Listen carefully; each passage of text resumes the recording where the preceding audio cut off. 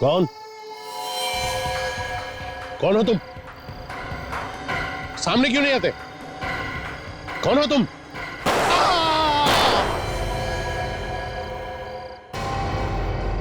मैं उनका बड़ा बेटा हूं। पिताजी की मौत का यूं अचानक मुझे यकीन ही नहीं। भैया आप रोइए मत प्लीज। सर अभी रात को हम सब मिलकर पिताजी का बर्थडे मना रहे थे और अचानक उनकी ये मौत कैसे? हम भी यही पता करने की कोशिश कर रहे हैं। रोहन जी ने मरने से पहले नीचे मैट पे अपने खून से वी लिख दिया है। शायद वो कुछ कहना चाहते थे। ये वी खूनी का नाम भी हो सकता है। हाँ? आपके परिवार में किसी का नाम वी से शुरू होता है? वी? सर हमारे घर में तो किसी का भी नाम वी से शुरू नहीं होता। इनफैक्ट हमारे पूरे परिवार में वी से किसी का नाम नहीं शुरू होता। परिवार में किसी का नाम नहीं है, फिर भी याद कीजिए, कोई जान पहचान वाला हो सकता है, कोई दोस्त या फिर कोई दुश्मन। नहीं सर, ऐसा तो कुछ याद नहीं आ रहा। जी, तो भी अगर किसी के नाम का पहला अक्षर नहीं है तो फिर और क्या हो सकता है? अभी तो कुछ भी कहना मुश्किल है। एक बात बताइए, ये रोहन जी सबसे ज्यादा करीब किसके थे? आई मीन, कोई ऐसा खास दोस्त जिससे वो अपनी सारी राज की बातें करते हो? पिताजी तो वैसे ज्यादातर अकेले रहना पसंद करते थे, और कोई ऐसा खास है भी नहीं जिससे वो ज्यादा मिलते हो। हाँ, काम की बातें वो अपने सेक्रेटरी से ही किया करते थे। हाँ सर, सूजी उनकी सेक्रेटरी। कल रात को वो यही थी हम लोगों के साथ। पिताजी की मौत से पहले वो टेंट में पिताजी से ही बात कर रही थी, फिर अचानक बाहर निकली और हम सबको बाय करके शहर की तरफ चली गई। ये अचानक पार्टी छोड़ के सूजी को शहर जाने की क्या जरूरत पड़ गई है? हमें सूजी से मिलना चाहिए। बिल्कुल, इस सूजी का फोन नंबर ले लो, बुलाओ उसे। आपके पास सूजी का नंबर होगा? 74564898। क्या विजय, समय डाल? नहीं यार, इनफैक्ट अब तो बिल्कुल भी नहीं है वो। मैं ट्रीटमेंट ले रहा हूँ एंड इट्स वर्किंग। बिल्कुल भी दर्द नहीं। अच्छा, कहाँ कर रहे हो ट्रीटमेंट? है एक डॉक्टर, तुम नहीं जानते उसे, काफी बढ़िया डॉक्टर है। अच्छा,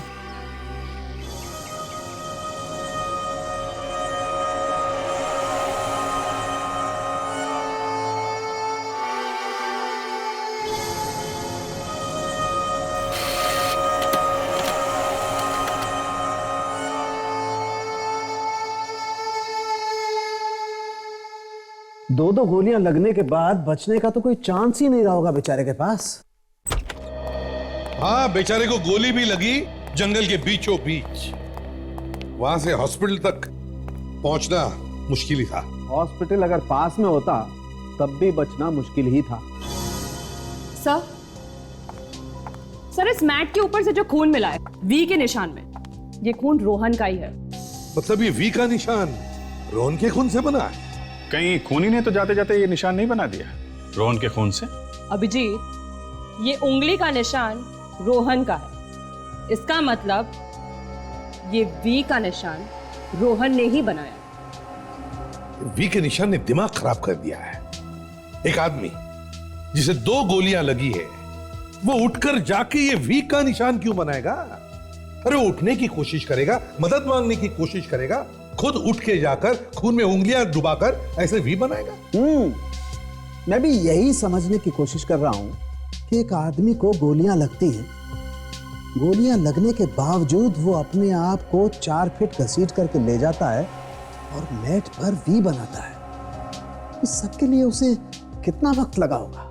यही कोई 20-30 सेकेंड्स या ज्यादा से ज्यादा 1 मिनट। काजल, इस आदमी को .45 कैलिबर की गन से गोलियां लगी है, वो भी बिल्कुल नजदीक से। एक गोली पेट में लगी है और दूसरी सीधी छाती में दिल को चीरती हुई बाहर निकली है। क्या तू कहना क्या चाहता है सालुंखे? मैं कहना ये चाहता हूं बॉस कि अगर गोली किसी इंसान को छाती में लगेगी तो दिल वहीं फट जाएगा, आदमी की मौत वहीं हो जाएगी। लेकिन ये भाई साहब चेयर से उठे, अपने आप को 4 फीट दूर लेके गए, वहां जाकर के वी बनाया और फिर मरे। यार इसके पास इतना वक्त कहां से आया? सालुंखे 100 में एक चांस भी नहीं? कुछ पल के लिए जी नहीं सकता आदमी गोली लगने के बाद? बॉस तुम कहते हो तो 100 में से एक तो नहीं, लेकिन 1 करोड़ में से एक चांस मान सकता हूं। वाह, तो आपका कहना है कि यह वी का निशान रोहन ने नहीं बनाया है, और आपका कहना है कि खून में जो उंगलियों के निशान हैं वो रोहन के ही है। कमाल है, क्या बताया आप दोनों ने, दिमाग खुल गया है। Excuse me. तू यार केस को सुलझाता है क्या उलझाता है? अरे क्या उलझाना सुलझाना यार, मैं तुम्हें हकीकत बताने की कोशिश कर रहा हूं, तुम कह रहे हो कि उलझा रहा हूं। कमाल है यार। अरे रोहन के सेक्रेटरी सूजी ब्यूरो में आ गई है। सूजी ब्यूरो में आ गई है? Yes sir. तुम निपटो इससे।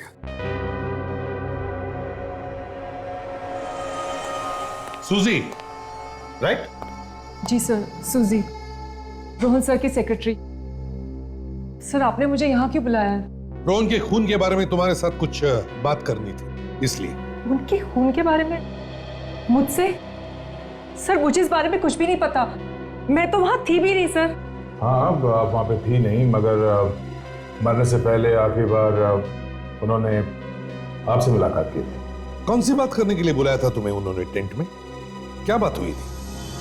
उस रात रोहन सर ने अपने जन्मदिन का केक काटने के बाद मुझे अपनी नई वसीयत के बारे में बताने के लिए बुलाया था।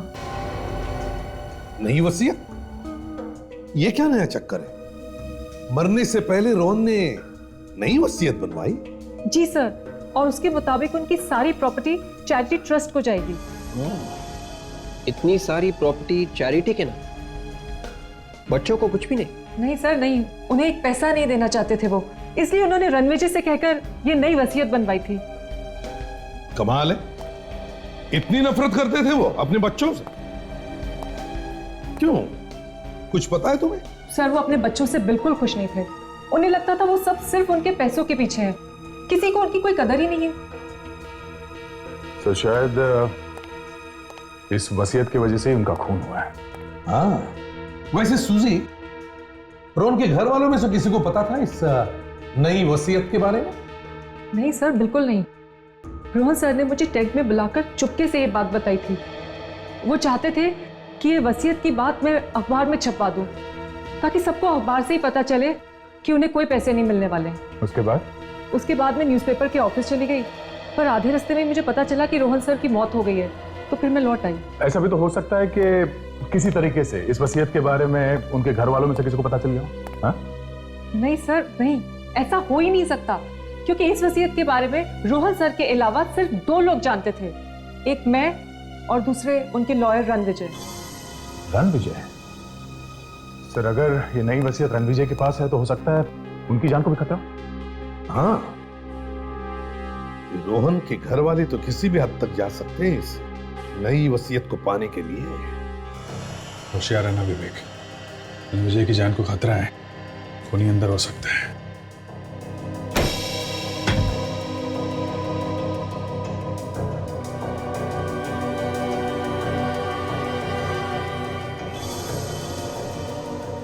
सारा घर तहस नहस है, लगता है खूनी नई वसीयत के पेपर्स ढूंढने आया होगा।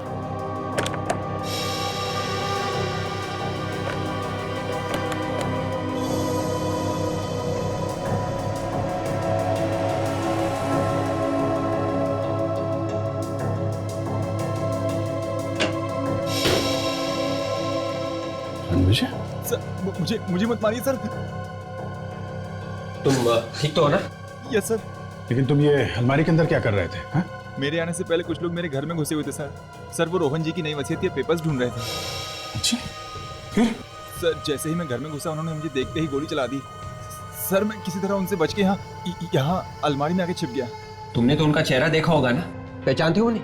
नहीं सर, मैंने किसी को नहीं देखा, सबने मास्क पहने हुए थे। सर मुझे लगता है कि इन सब के पीछे रोहन जी की फैमिली के किसी मेंबर का हाथ है। अच्छा, ऐसा तुम्हें क्यों लगता है? सर रोहन जी की नई वसीयत के पेपर से किसी और का क्या फायदा हो सकता है? तो क्या वो पेपर्स मिले उन्हें? नहीं सर, वो मैंने कहीं और छुपा के रखे हैं। Very good. अच्छा, तुम चेहरा नहीं देख पाए तो कुछ और बात याद है तुम्हें उनके बारे में? आई मीन उनके हाथ में घड़ी, कोई चेन, एक दूसरे का नाम ले रहे हो, कुछ भी? हाँ सर, उनमें से किसी एक के दाहिने हाथ पर एक टैटू था। टैटू? कैसा टैटू? क्या बना था? सर, चमगादड़ का टैटू। चमगादड़? देखना पड़ेगा कि रोहन की फैमिली में कौन है जिसे चमगादड़ से इतना प्यार है। हाँ, मैं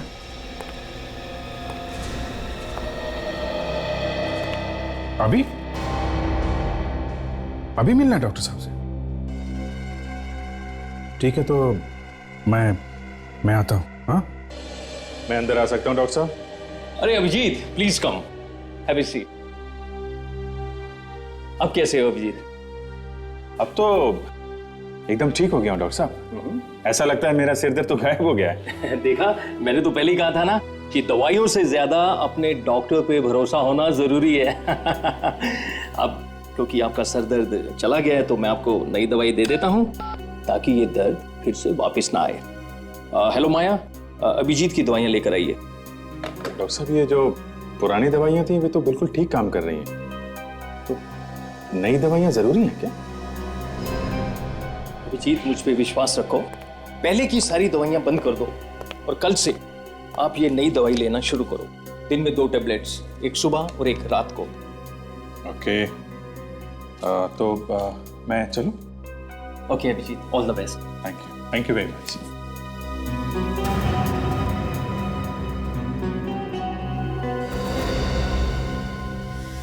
आसानी से मान गया। मैंने तो सुना था कि बड़ा टेढ़ा आदमी है।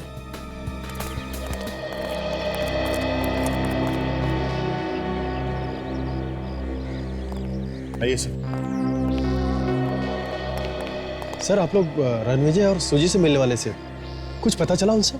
जी हाँ, हम लोग उनसे मिले और कुछ पता भी चला है। आप ये बताइए कि आपकी फैमिली में कोई ऐसा आदमी है जिसके दाएं हाथ पे चमगादड़ बना है, टैटू? हाँ सर, मेरे छोटे बेटे धीरज के हाथ पर बना हुआ है, लेकिन इसका इस केस से क्या संबंध है सर? संबंध है मिस्टर अजय, संबंध है। आपका छोटा बेटा धीरज है कहाँ? बुलाइए उसे। जी, बच्चे घर पर नहीं है। नहीं है? कहाँ गए? वो लोग जंगल वाले घर पर गए। जंगल वाले घर पर? अभी भी आपके पिता रोहन जी का वहां पे खून हुआ है, ये बच्चे वापस वहां क्यों गए? पता नहीं सर।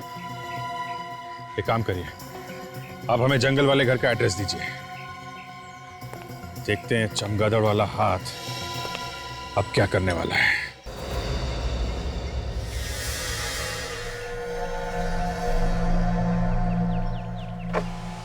हेलो डॉक्टर माया। अभिजीत अब सीआईडी में ज्यादा देर नहीं रह सकेगा। मैंने उसे वो दवाई दी है जिससे सीआईडी में उसका रहना मुश्किल हो जाएगा। और एसीपी? एसीपी को पता तो नहीं चलेगा ना? एसीपी तो सिर्फ अपने कपड़े फाड़ेगा और कुछ नहीं कर पाएगा। पुरानी दवाइयों से उसका दर्द ठीक हो चुका है, जिससे वो हम पे पूरा भरोसा करने लगा है, और नई दवाइयाँ उसका दिमाग घुमा के रख देंगी। और दया? दया जब एसीपी ही कुछ नहीं कर पाएगा तो दया किस खेत की मूली है? अभिजीत का सीआईडी में टाइम खत्म।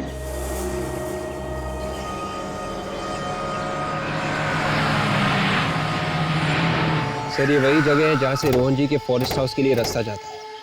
वो पांचों बाएं यही आए होंगे। रास्ता जैसा तो कुछ दिख नहीं रहा है।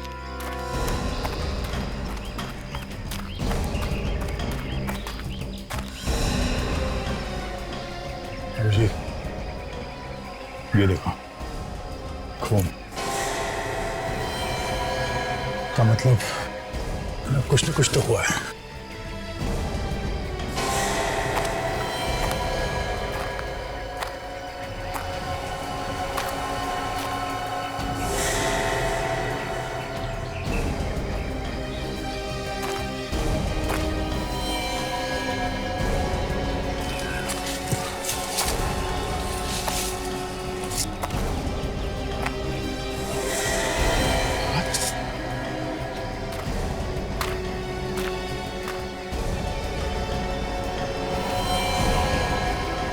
ये तो फाल्गुन है, रोहन का पोता।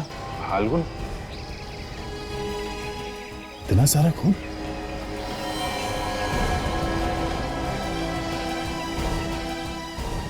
बॉडी में जगह जगह चाकू घोपा गया है।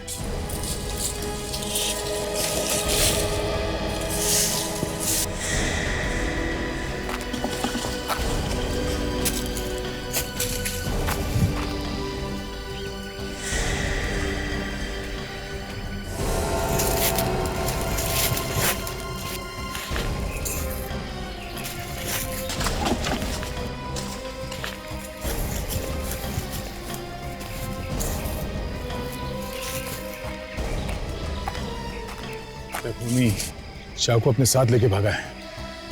कमाल है। ये पांचों भाई घर से एक साथ निकले थे। अगर एक यहाँ है तो बाकी चारों भी यहीं कहीं होंगे। एक भाई का खून हो जाए तो बाकी भाई उसे मरता छोड़ भाग कैसे सकते हैं? ऐसा भी हो सकता है दया ये काम इन चारों भाइयों में से किसी का हो। खून ताजा ताजा है, मतलब इसकी मौत अभी अभी हुई है। खून करने वाला यहीं कहीं आसपास होना चाहिए। पूरा जंगल छान मारते हैं। विवेक, बॉडी को फॉरेंसिक लैब में भेजने का इंतजाम करो। Yes sir.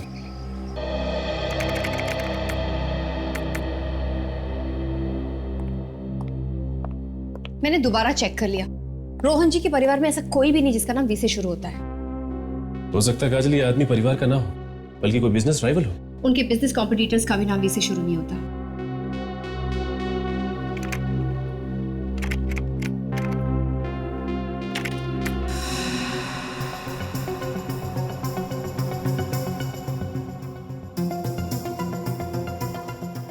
ये देखो, रोहन जी को दुनिया भर से पेंटिंग खरीदने का बहुत शौक था और उनकी एक पेंटिंग है जिसका नाम है वी। ये तो एक बहुत ही मशहूर यूरोपियन आर्टिस्ट की पेंटिंग है और इसे रोहन जी के पिता पृथ्वी जी ने 1952 में लंदन के एक नीलामी से खरीदा था। और अब इस पेंटिंग की कीमत है 30 करोड़ रुपए। इसका मतलब इस पेंटिंग में ही कुछ है। मुझे भी ये लगता है। मुझे लगता है कि इस पेंटिंग में ही कोई राज है। हमें जल्द से जाके इस पेंटिंग को देखना होगा। कहां पे है ये पेंटिंग? मंदार कॉलोनी, रोहन जी के पुराने बंगले में।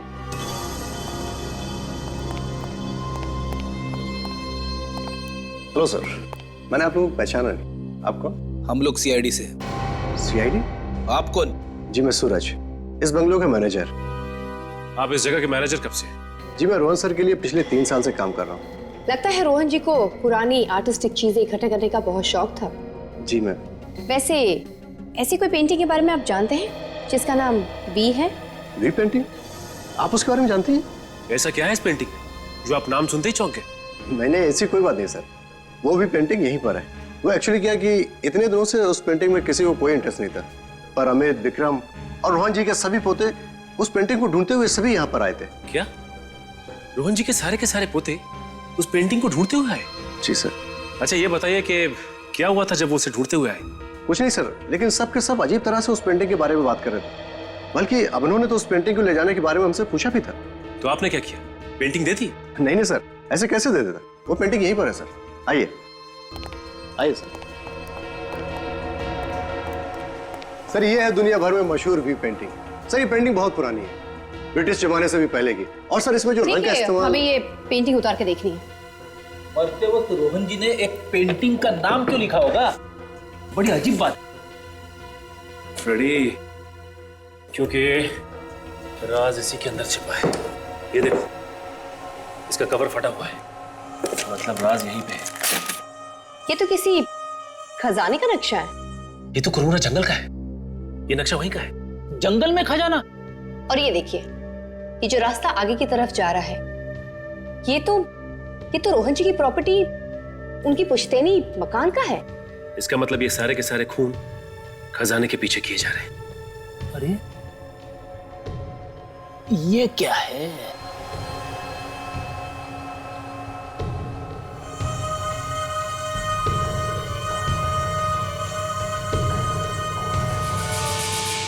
अरे ये तो रोहन जी के पिता का खत है, रोहन जी के नाम।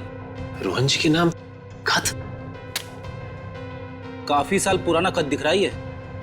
इसमें साफ साफ लिखा हुआ है कि रोहन बेटा, ये पेंटिंग संभाल के रखना। इस पेंटिंग में एक खजाने का राज छुपा हुआ है, तुम्हें इस खजाने तक पहुंचना ही होगा। पृथ्वी। इसका मतलब जो कोई भी इस खजाने के पीछे है वो तीसरे पड़ाव यानी रोहन जी की पुश्तैनी मकान में है।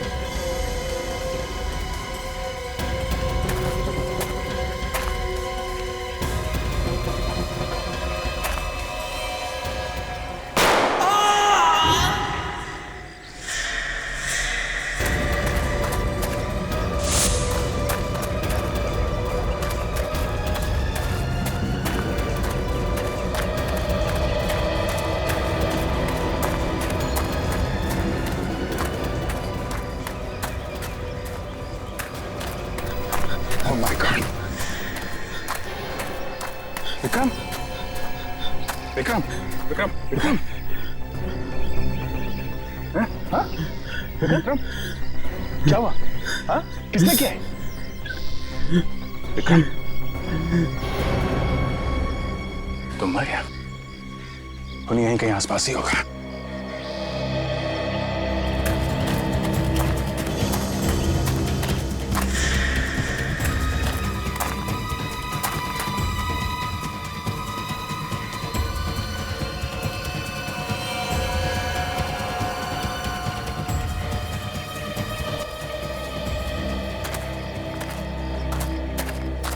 भाग गया। लगता है यहाँ आसपास कहीं जंगल में छुप के बैठा होगा। पहले फाल्गुन की मौत, अब उसका भाई विक्रम। ये हो क्या रहा है फैमिली में? हाँ, सब एक दूसरे के दुश्मन बन गए हैं। और क्यों?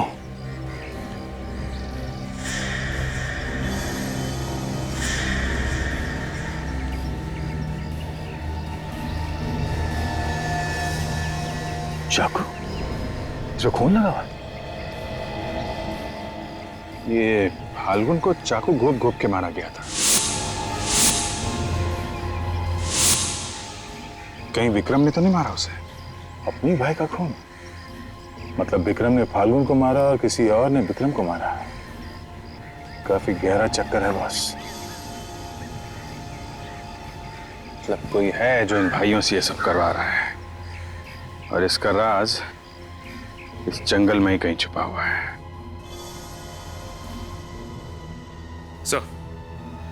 सर, रोहन जी के सारे पोते एक खजाने के पीछे है सर। यस सर, हमें खजाने का नक्शा मिल गया है सर। उस जंगल में पुश्तैनी मकान है, वहीं मिलेंगे। सर, यही है वो पुश्तैनी मकान।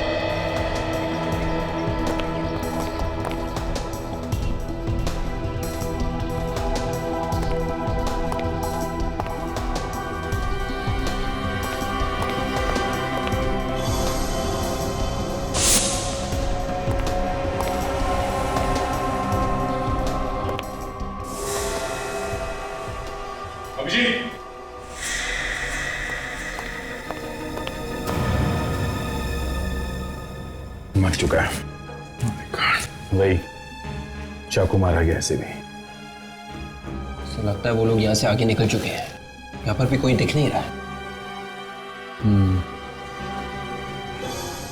जरूर इस घर में कुछ ऐसा छुपा हुआ है जिसको ढूंढते हुए लोग यहाँ पर आए थे। नक्शे की कोई अगली कड़ी? ये तस्वीर ऐसी टेढ़ी क्यों है?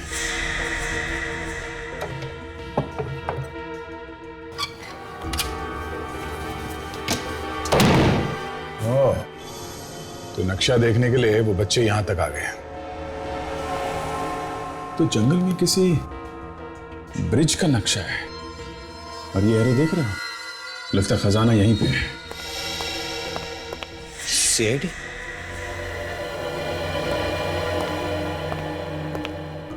सर मैं इस जंगल का गार्ड हूँ, आपको अंदर आते हुए देखा तो मैं खुद ही आपको हेल्प करने के लिए आ गया।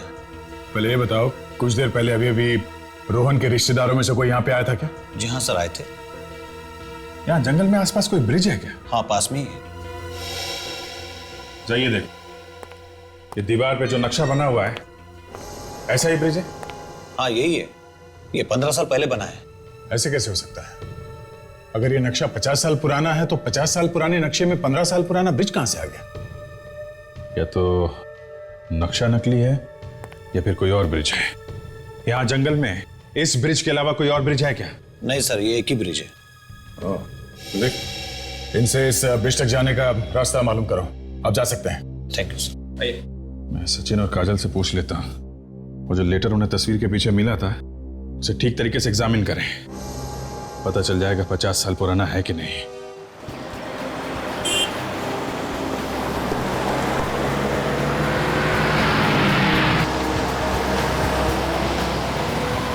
ये नक्शा ही हमें उन बच्चों तक पहुंचाएगा। इसी नक्शे के पीछे गए होंगे वो। हाँ काजल, नक्शे के बारे में कुछ पता चला? नकली है? अच्छा, ओके ठीक है, हम लोग वहां जाके देखते हैं। हाँ हाँ, बाद में फोन करता हूँ तुमको। ये लो, नक्शा तो नकली है दया। क्या? हाँ, पेपर पुराना है पर इंक नया है। ये किसी की सोची समझी चाल है। झूठे खजाने का लालच देके सबकी जिंदगी के साथ खेल रहा है, एक एक करके मार रहा है। ऐसा काम तो रोहन का कोई दुश्मन ही कर सकता है। ये कोई ऐसा आदमी है जिसे रोहन के बारे में सब कुछ मालूम है, कोई बहुत करीबी आदमी। काजल और सचिन रमेश के घर गए, शायद वहीं से कुछ पता चल जाए। भैया मैं आपको कैसे दिलासा दूं? मैंने भी अपना बड़ा बेटा खोया है, मेरे अभिनव को खोया है। मैं आपके दुख को बहुत अच्छी तरह से समझ सकता हूँ भैया। अगर हमारे बच्चों के पीछे कौन पड़ा और क्यों? कोई तो है जो हमारे परिवार को बर्बाद कर देना चाहता है।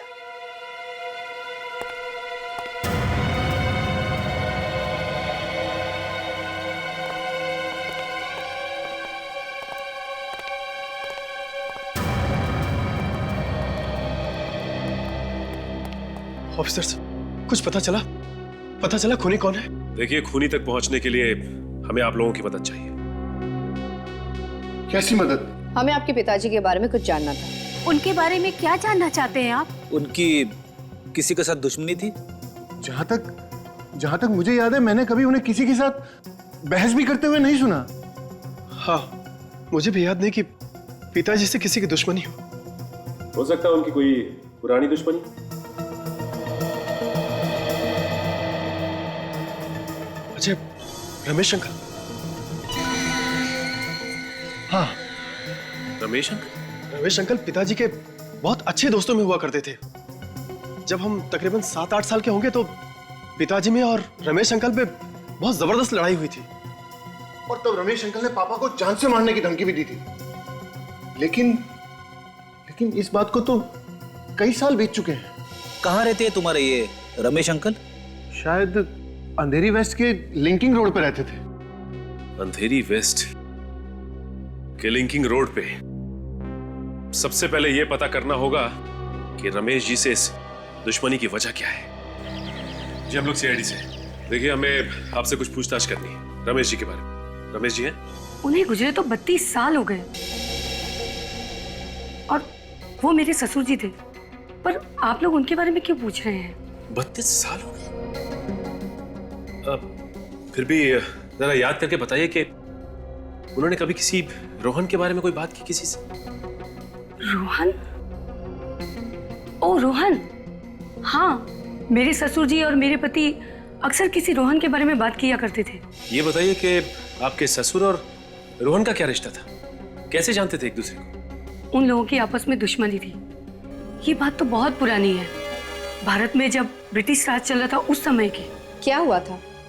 क्यों थी दुश्मनी? मेरे ससुर जी आजादी की लड़ाई में शामिल हो गए, पर रोहन ने दगाबाजी की। उनके कुछ प्लान्स चुराकर अंग्रेजों के हवाले कर दिए कुछ पैसों के लिए, जिस वजह से मेरे ससुर जी को जेल हो गई और उनके कुछ साथी भी मारे गए। मेरे ससुर जी को बहुत तड़पाया गया था जेल में। हमें आपके पति से मिलना है, बुलाइए उन्हें। जी, वो भी इस दुनिया में नहीं है। We are really sorry. अच्छा, आपके घर में अब है कौन? जी, मेरा एक बेटा है। क्या करता है आपका बेटा? वो विदेश में रहता है। ये रही उसकी तस्वीर। अमन।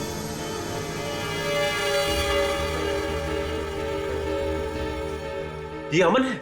हाँ, क्यों, क्या हुआ? जी कुछ नहीं, थैंक्स।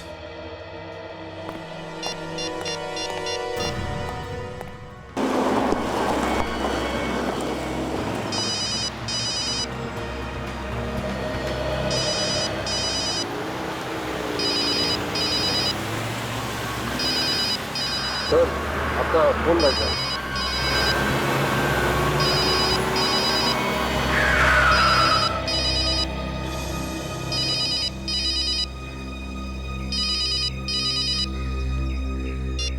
हाँ सचिन, क्या उसी आदमी का फोटो था? My God. ठीक है,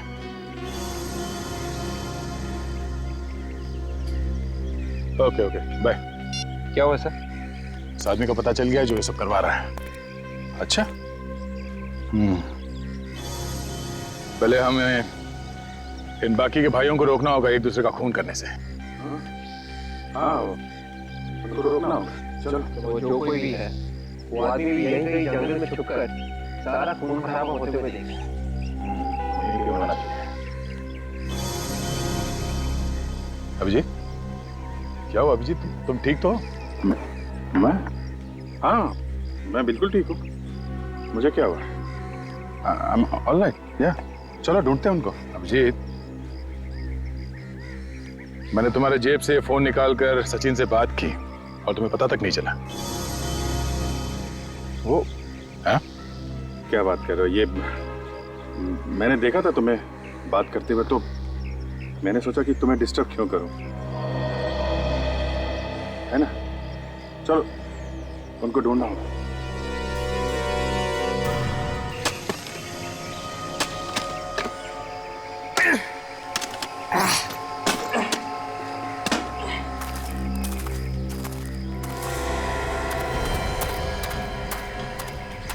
अच्छा सर, अब आ गए।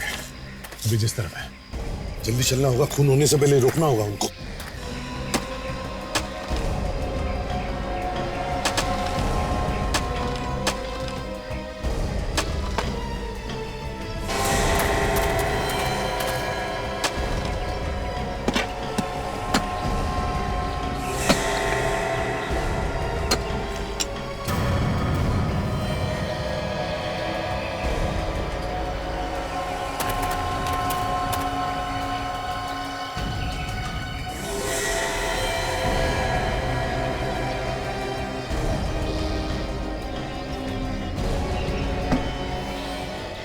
खजाना मिल गया यार, माला माल हो गए।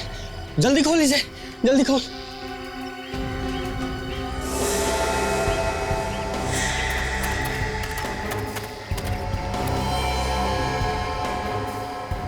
इतनी जल्दी क्या है मेरे भाई? विवेक, जल्दी से जाओ, पीछे से जाओ। देखो उनके पास गन है, कहीं हड़बड़ी में वो गन न चला दे। ये क्या कर रहा है यार? पागल हो गया तू? ये खजाना मेरा थोड़ी है यार, हम दोनों का है ये। खजाना हम दोनों का नहीं, सिर्फ मेरा है, समझे? सिर्फ मेरा।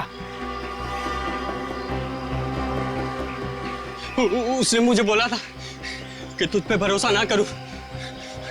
अगर उसकी बात मान लेता तो आज ये दिन नहीं देखना होता। क्या बकवास कर रहा है? अबे उसने मुझे तुझसे सावधान रहने को कहा था, तुझसे। अरे मुझसे सावधान होने की क्या जरूरत है यार? मैं तुझे थोड़े ना मारूंगा यार। हिलना मत, बिल्कुल हिलना मत। मुझे पता था कि तू पलट के ब्लैकमेल करेगा, पीछे से वार करेगा, इसलिए मैंने कोई भी सबूत नहीं छूटने दिया। सारे के सारे भाइयों को मार डाला और अब तेरी बारी है, समझे? Your turn. वाह रे वाह, क्या भाईचारा है, वाह। तुम दोनों के बीच में जो शक और नफरत पैदा की है ना, वो सिर्फ एक ही आदमी ने की है। आप लोग यहाँ? जी हाँ, हम लोग यहाँ। वो एक ही आदमी है जिसने तुम्हारे दादाजी का खून किया है और तुम भाइयों में फूट डाली। और ये खजाना जिसके लिए तुम एक दूसरे की जान ले रहे हो, ये भी नकली है, समझे? पर सच तो ये है कि खजाना में मिल गया है। कोई खजाना वजाना नहीं है, बकवास है ये, कुछ नहीं है इसके अंदर।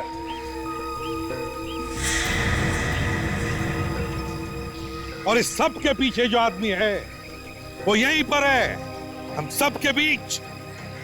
तुम जहां कहीं भी हो, हम जानते हैं कि तुम अमित और धीरज को जान से मारना चाहते हो, मगर हम ऐसा होने नहीं देंगे। अगर हिम्मत है तो मैं रोक के दिखाओ। नहीं इंस्पेक्टर, तुम उन्हें ऐसे नहीं ले जा सकते। रणविजय, इन दोनों को मरना होगा। तुमने दादाजी को मारा? हाँ, मैंने मारा, और मैं अब तुम्हें भी नहीं छोड़ूंगा। तूने हमारे भाइयों को भी बर्बाद डाला। क्या बिगाड़ा था उन्होंने तेरा? धोखेबाज, गन मेरे पास भी है, तू नहीं बचेगा, मार दूंगा तुझे।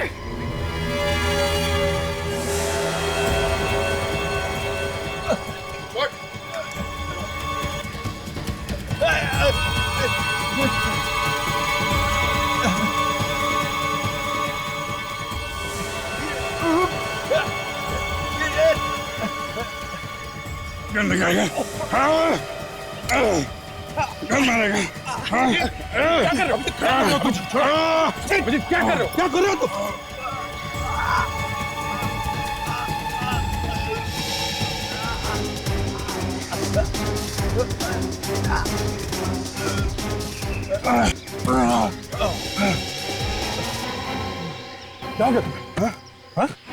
हो तुम? हट, मर जाता हो बेचारा।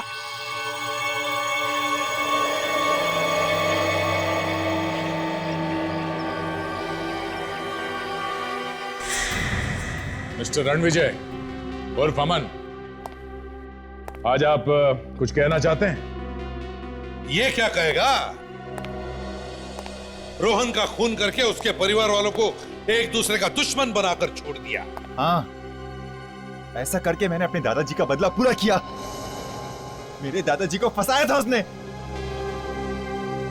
मैंने धीरे धीरे रोहन के मन में उसके बच्चों के खिलाफ शक पैदा किया और वो मेरी बातों में आ गया। और तुम्हें लगा कि वो सारी जायदाद तुम्हारे नाम पर कर देंगे, है ना? मुझे लगा कि वो ऐसा करेगा, मगर उस बेवकूफ आदमी ने मेरे सारे किए कराए पर पानी डाल दिया। उसने अपनी सारी जायदाद मेरे ही हाथों एक ट्रस्ट के नाम दान करा दी और उन्हें मारकर उन्हीं के हाथों से वी का निशान बनाकर उस खजाने का नाटक रचा तुमने। धीरज को फंसाया कैसे तुमने? मैंने उसे खजाने का रास्ता बताने का वादा किया। अगर वो अपने भाइयों को एक दूसरे के हाथों खत्म करवा सके तो। बस बाकी उनका लालच उनकी जान लेता चला गया। शर्म आनी चाहिए तुम्हें। वकील हो तुम, वकील। अपने दादाजी का बदला ही लेना था तो कानून से सजा दिलवाते, मगर नहीं। बदले की आग और लालच उन दोनों ने अंधा कर दिया तुम्हें। चार चार बेकसूर लोगों के खून करवाए तुमने। अब चाहे जितनी भी वकालत करो, दुनिया की कोई भी अदालत तुम्हें फांसी से नहीं बचा सकती। ले जाओ इसे विवेक।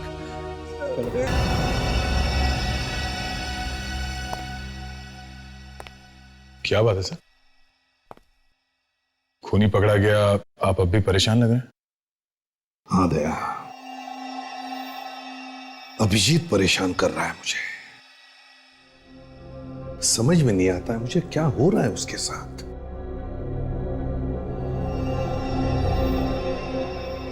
तुम क्यों चुप हो गए? सर वो क्या क्या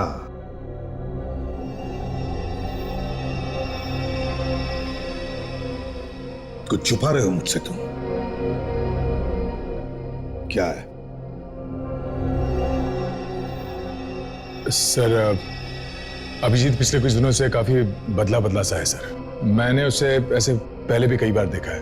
पिछली बार सर एक क्राइम सीन पे उसने बिना ग्लव्स पहने लाश को हाथ लगाने की कोशिश की थी। वही तो समझ में नहीं आ रहा है क्यों कर रहा है ऐसे। पता नहीं सर, पर यह सब तब से हुआ है जब से उसके सर पे वो चोट लगी है।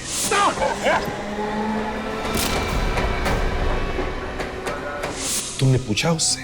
कई बार पूछने की कोशिश की सर, पर वो इस बारे में बात ही नहीं करना चाहता। अभिजीत, इतनी सारी दवाइयां किस लिए? सर दर्द की दवाइयां हैं। देखो दया, हमारे इस लाइन में एक छोटी सी गलती भी बहुत महंगी साबित हो सकती है। रात तो उसने हद ही कर दी। मुझे ही कुछ करना पड़ेगा। क्या आप क्या करना चाहते हैं सर? पता नहीं। सीआईडी में ऐसी गलती सिर्फ एक बार माफ हो सकती है, बार बार नहीं। अगर ऐसे ही चलता रहा तो सर आप अभिजीत को सीआईडी से निकाल देंगे? हाँ दया, निकाल दूंगा मैं अभिजीत को। मगर सर अभिजीत तो... देखो दया, अभिजीत सिर्फ तुम्हारा दोस्त ही नहीं, सीआईडी का एक सीनियर ऑफिसर भी है और मैं भी उसे पसंद करता हूं। मगर उसकी गलती की वजह से मैं सबकी जान को खतरे में नहीं डाल सकता। और तो और अभिजीत अब सीआईडी के लिए एक खतरा बन चुका है।